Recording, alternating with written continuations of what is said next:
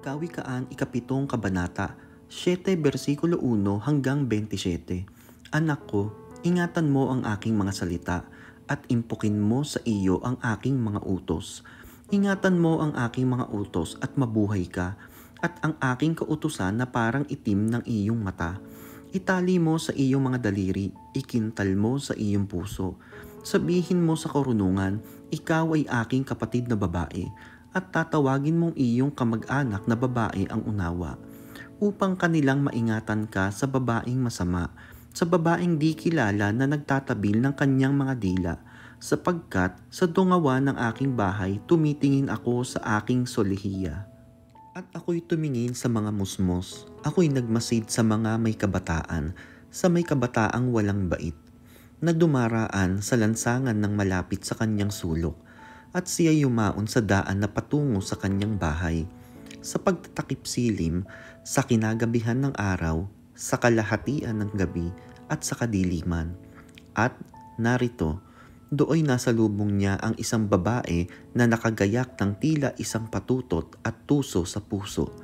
Siya'y madaldal at matigas ang ulo. Ang kanyang mga paa ay hindi nagsisitahan sa kanyang bahay. Ngayoy, nasa mga lansangan siya. Mamayay, nasa mga luwal na dako siya at nag-aabang sa bawat sulok. Sa gayoy, hinahawakan niya siya at hinahagkan siya, at may mukhang walang hiya na nagsasabi siya sa kanya, "Mga hain ng mga handog tungkol sa kapayapaan ay sa akin. Sa araw na ito ay tinupad ko ang aking mga panata. Kaya't lumabas ako upang salubungin ka. Hinahanap kong masikap ang iyong mukha at nasumpungan kita. Aking inilatag ang aking higaan na may mga koltsong may borda, na yari sa guhit-guhit na kayong lana sa Ehipto. At aking pinabanguhan ang aking higaan ng mira, mang-oleyo at sinamomo. Parito ka, tayo'y magpakasaya sa pagsisintahan hanggang sa kainumagahan. Magpakasaya tayo sa mga pagsisintahan. Sapagkat ang lalaki ay wala sa bahay, siya'y naglakbay sa malayo. Siya'y nagdala ng supot ng salapi, siya'y uuwi sa bahay sa kabilugan ng buwan. Kanyang pinasusuko siya ng karamihan ng kanyang mga matamis na salita. Hinihila niya siya ng katabilan ng kanyang mga labi. Pagdaka ay sumusunod siya sa kanya, gaya ng toro na naparoroon sa patayan, o gaya ng mga tanikala sa sawayan sa mangmang, hanggang sa lagpasan ng isang palaso ang kanyang atay, gaya ng ibong nagmamadali sa bitag, at hindi nakakaalam na yaoy sa kanyang buhay. Ngayon nga, mga anak ko, dinggin ninyo ako, at makinig kayo ng mga salita ng aking bibig. Huwag humilig ang iyong puso sa kanyang mga lakad, huwag kang lumiko sa kanyang mga landas, sapagkat kanyang inihiga ang maraming may sugat. Oo, lahat niyang pinatay ay isang makapangyarihang hukbo. Ang kanyang bahay ay daang patungo sa libingan, pababa sa mga silid ng kamatayan. Kawikaan ikawalong kabanata, 8 versikulo 1 hanggang 36. Hindi ba umiiyak ang karunungan at inilalabas ng unawa ang kanyang tinig? Sa taluktok ng mga mataas na dako, sa tabi ng daan, sa mga salubungang landas, siya'y tumatayo. Sa tabi ng mga pintuang bayan, sa pasukan ng bayan, sa pasukan sa mga pintuan, siya'y humihiyaw ng malakas. Sa inyo, o mga lalaki, ako'y tumatawag, at ang aking tinig ay sa mga anak na lalaki ng mga tao. O kayong mga musmos, magsiunawa kayo ng katalinuhan, at kayong mga mangmang, makaunawa kayo sa puso. Kayo'y mga kinig, sapagkat magsasalita ako ng mga marilag na bagay, sapagkat ang karunungan ay maigi kaysa mga rubi, at lahat ng mga bagay na ko ay nagpupuno ang mga pangulo, at ang mga mahal na tao ang aking papagmanahin ng pag-aari, yaong nagsisiibig sa akin. Samantalang, hindi pa niya nililikha ang lupa, ni ang mga parang man, ni ang pasimulan man ng alabok ng sanglibutan. Nang kanyang itatagang langit, nandoon ako. Nang siya'y maglagay ng balantok sa balat ng kalaliman, nang kanyang pagtibayin ang langit sa itaas, nang maging matibay ang mga bukal ng kalaliman, nang bigyan niya ang dagat ng kanyang hangganan, upang huwag salangsangin ng tubig ang kanyang utos, nang kanyang iayos ang mga patibayan ng lupa. Nasasiping nga niya ako na gaya ng matalinong manggagawa at ako ang kanyang ligaya sa araw-araw na nagagalak na lagi sa harap niya.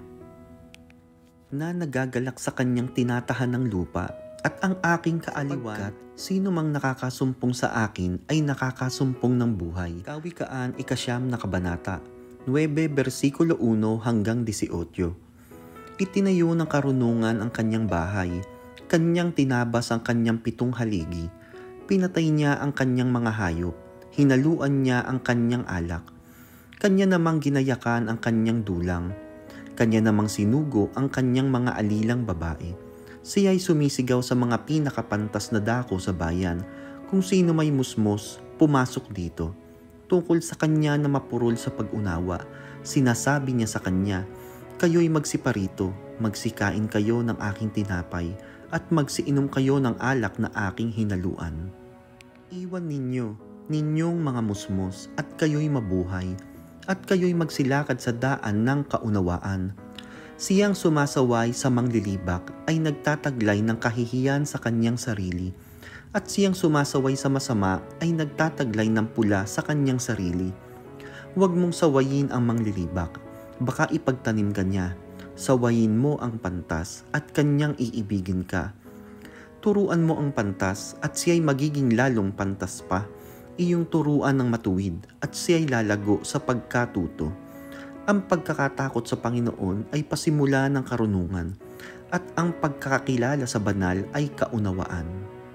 Sapagkat sa pamamagitan ko ay dadami ang iyong mga kaarawan at ang mga taon ng iyong buhay ay magsisidami. Kung ikaw ay pantas sa ganang iyong sarili. At kung ikaw ay manglilibak, ikaw na mag-isa ang magpapasan. Ang hangal na babae ay madaldal, siya'y musmos at walang nalalaman. At siya'y nauupo sa pintuan ng kanyang bahay, sa isang upuan sa mga mataas na dako sa bayan, upang tawagin ang nangagdadaan na nagsisiyaong matuwid ng kanilang mga lakad. Sino mang musmos ay pumasok dito, at tungkol sa kanya na mapurol sa pag-unawa, sinasabi niya sa kanya, ang mga nakaw na tubig ay matamis, at ang tinapay na kinakain sa likaan 10 kabanata, 10 versikulo 1 hanggang 32. Mga kawikaan ni Solomon, ang pantas na anak ay nakapagpapasaya sa ama, ngunit ang mangmang na anak ay pasan ng kanyang ina. Mga kayamanan ng kasamaan ay hindi napapakinabangan, ngunit ang katuwiran ay nagliligtas sa kamatayan. Hindi titiisin ng Panginoon na magutom ang kaluluwa ng matuwid, ngunit kanyang itinatakwil ang nasa ng masama. Siya ay nagiging dukha na gumagawa ng kamay na walang kasipagan, ngunit yumayaman ang kamay ng masipag. Siyang nagtitipon sa tag-init ay pantas na anak, ngunit siyang natutulog sa pag-aani ay anak ng kahiyahiya. Mga pagpapala ay nanga sa ulo ng matuwid, ngunit tinatakpan ng tatanim ay humihila ng mga kaalitan. Ngunit tinatakpan ng pag-ibig ang lahat ng pagsalangsang. Nasusumpungan sa mga labi ng mabait ang karunungan, ngunit ang pamalo ay sa likod ng walang unawa. Ang mga pantas ay nag-iimbak ng kaalaman, ngunit ang bibig ng mangmang ay kasalukuyang ikapapahamak. Ang kayamanan ng mayaman ay ang kanyang matibay na bayan. Ang kapahamakan ng dukha ay ang kanilang karalitaan. Ang gawa ng matuwid ay patungo sa buhay. Ang bunga ng dukha ay sa pagkakasala. Nasa daan ng buhay, siyang nakikinig ng saway, ngunit siyang nagpapabaya ng saway ay nagkakamali. Siyang nagkukubli ng mga pagtatanim ay sa mga magdarayang labi, at siyang nagpaparatang ay mangmang. Sa karamihan ng mga salita ay hindi nagkukulang ng pagsalangsang, ngunit siyang nagpipigil ng kanyang mga labi ay gumagawang may kapantasan. Ang dila ng matuwid ay parang piling pilak. Ang puso ng masama ay kaunti ang halaga. Ang mga labi ng matuwid ay nagpapakain ng marami, ngunit ang mangmang ay namamatay sa kakulangan sa pag-unawa. Ang pagpapala ng Panginoon ay nagpapayaman at hindi niya idinadagdag ang kapanglawan.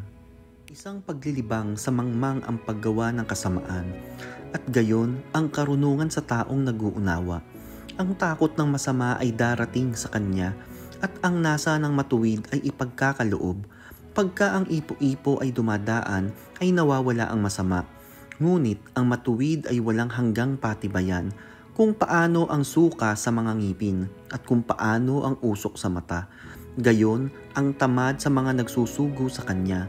Ang pagkatakot sa Panginoon ay nagpapalaon ng mga kaarawan, ngunit ang mga tao ng masama ay mangangaunti. Ang pag-asa ng matuwid ay magiging kasayahan, ngunit ang pag-asa ng masama ay mawawala. Ang daan ng Panginoon ay katibayan sa matuwid, ngunit kapahamakan sa mga manggagawa ng masama. Ang matuwid ay hindi makikilos kailanman, ngunit ang masama ay hindi tatahan sa lupain. Ang bibig ng matuwid ay nagbibigay ng karunungan, ngunit ang magdarayang dila ay ihihiwalay. Nalalaman ng mga labi ng matuwid ang nakakalugod, ngunit ang bibig ng masama ay nagsasalita ng karayaan. Kawikaan, Kabanata 11 versikulo 1 hanggang 31. Ang marayang timbangan ay kasuklam-suklam sa Panginoon, ngunit ang ganap na timbangan ay kanyang kaluguran. Pagka dumarating ang kapalaluan ay dumarating nga ang kahihiyan, ngunit nasa mababa ang karunungan. Ang pagtatapat ng mga matuwid ay papatnubay sa kanila, ngunit ang mga kasauwailan ng mga taksil ay papatay sa kanila. Ang mga kayamanan ay walang kabuluhan sa kaarawan ng puot, ngunit ang katuwiran ay nagliligtas sa kamatayan. Ang katuwiran ng sakdal ay magtuturo ng kanyang lakad, ngunit mabubuwal ang masama dahil sa kanyang sariling kasamaan. Ang katuwiran ng matuwid ay magliligtas sa kanila, ngunit silang gumagawang may karayaan ay madadakip sa kanilang sariling kasamaan. Pagka ang masamang tao ay namamatay, ang kanyang pag-asa ay mapapasa pagkapahamak, at ang pag-asa ng masama ay nawawala. Ang matuwid ay naliligtas sa kabagabagan, at ang masama ay dumarating sa kahalili niya. Pinapatay ng masama ng kanyang bibig ang kanyang kapwa, ngunit sa kaalaman ay maliligtas ang matuwid. Pagka napapabuti ang mga matuwid, ang bayan ay nagagalak, at pagka ang masama ay namamatay, may hiyawan. Nabubunyi ang bayan sa pamamagitan ng pagpapala ng matuwid, ngunit napapahamak sa pamamagitan ng bibig ng masama. Siyang humahamak sa kanyang kapwa ay walang karunungan, ngunit ang taong nag-uunawa ay tumatahimik. Siyang yumayaong mapaghatid, tumapit ay naghahayag ng mga lihim. Ngunit ang may diwang tapat ay nagtatakip ng bagay. Kung saan walang pantas na pamamahala, ang bayan ay nababagsak, ngunit sa karamihan ng mga tagapayo ay may kagalingan. Siyang nananagot sa di kilala ay mapapariwara, ngunit siyang nagtatanim sa pananagot ay tiwasay. Ang mapagbiyayang babae ay nag-iimpok ng karangalan, at ang marahas na lalaki ay pumipigil ng kayamanan. Ang maawaing tao ay gumagawa ng mabuti sa kanyang sariling kaluluwa, ngunit ang taksil ay bumabagabag sa kanyang sariling laman. Ang masama ay nakikinabang ng mga marayang sahod, ngunit ang naghahasik ng katuwiran ay nagtatamo ng tiwasay na gantimpala. Siyang matatag sa katuwiran ay magtatamo ng buhay, at siyang humahabol ng kasamaan ay sa kaniyang sariling ikamamatay. Silang suwail sa puso ay kasuklam-suklam sa Panginoon, ngunit ang gayong sakdal sa kanilang lakad ay kanyang kaluguran. Bagaman ang kamay ay makikikamay, ang masamang tao ay walang pagsalang parurusahan, ngunit ang binhi ng matuwid ay maliligtas. Kung paano ang hiyas na ginto sa nguso ng baboy, gayon ang magandang babae na walang bait. Ang nasa ng matuwid ay buti lamang, ngunit ang hintay ng masama ay puot. May nagsasabog at tumutubo pa, at may humahawak naman ng higit kaysa karampatan, ngunit nauuwi lamang sa pangangailangan. Ang kaluluwang mapagbigay ay tataba, siyang dumidilig ay madidilig din. Siyang humahawak ng trigo ay susumpain siya ng bayan, ngunit kapurihan ay mapapasaulo niya na nagbibili niyaon. Siyang humahanap na masikap ng mabuti ay humahanap ng lingap, ngunit siyang kumakatha ng sama ay sa kanya lalagpak. Siyang tumitiwala sa kanyang mga kayamanan ay mabubuwal, ngunit ang matuwid ay mamumukadkad na parang sariwang dahon. Siyang bumabagabag ng kanyang sariling sangbahayan ay magmamana ng hangin, at ang mangmang ay magiging alipin ng pantas sa puso. Ang bunga ng matuwid ay punong kahoy ng buhay, at siyang pantas ay humihikayat ng mga kaluluwa. Narito, ang matuwid ay gagantihin sa lupa.